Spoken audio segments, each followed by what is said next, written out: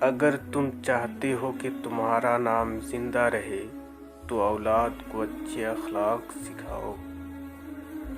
اگرچہ انسان کو مقدر سے زیادہ رزق نہیں ملتا، لیکن رزق کی تلاش میں سستی نہ کرو۔ شیر سے پنجہ آزمائی کرنا اور تلوار پر مکہ مارنا ایک ہی بات ہے۔ موتی اگر کیچڑ میں گر جائے تو بھی قیمتی، گرد اگر آسمان پر بھی چڑھ جائے تو بھی بے قیمت۔ جو شخص دوسرے کے غم سے بے غم ہے، آدمی کہلانے کا حقدار نہیں۔ دشمن سے ہمیشہ بچو اور دوست سے اس وقت جب وہ تمہاری تعریف کرنے لگے۔ اگر چڑیوں میں اتحاد ہو جائے تو وہ شیر کی کھال اتار سکتی ہے۔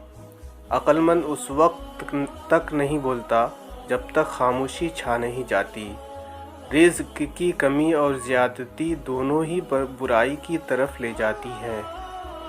دنیا داری نام ہے اللہ سے غافل ہو جانے کا۔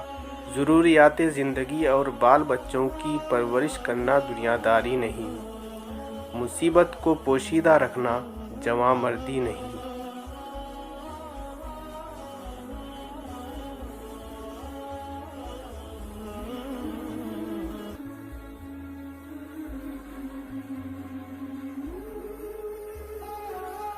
مطالعہ غم اور اداسی کا بہترین علاج ہے۔ اچھی عادات کے مالکہ عورت اگر فقیر کے گھر بھی ہو تو اسے بادشاہ بنا دیتی ہے۔ دوست وہ ہے جو دوست کا ہاتھ پریشان حال و تنگی میں پکڑتا ہے۔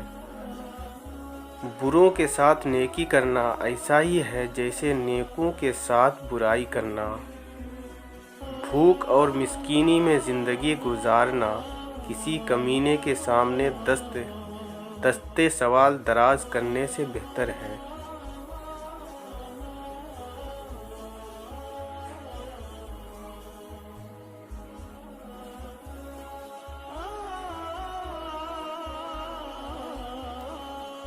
جو کوئی اپنی کمائی سے روٹی کھاتا ہے اسے حاتم طائی کا احسان اٹھانا نہیں پڑتا۔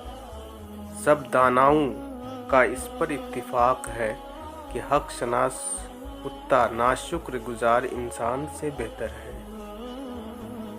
جو شخص اپنے سے زیادہ طاقتور انسان سے زور آزمائی کرتا ہے وہ اپنے آپ کو تباہ کرنے میں مدد کرتا ہے۔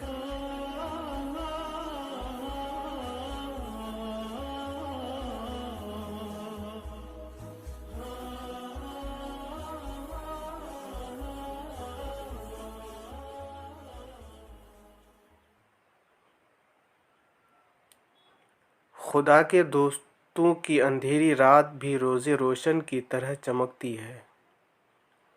کمزور دشمن اطاعت قبول کرے اور دوست بن جائے، اس کا مقصد اس کے علاوہ اور کچھ نہیں ہوتا کہ وہ مضبوط دشمن بننا چاہتا ہے۔ اے عقل مند، ہاتھ دھو لے اس سے جو دشمنوں کے ساتھ اٹھتا بیٹھتا ہے۔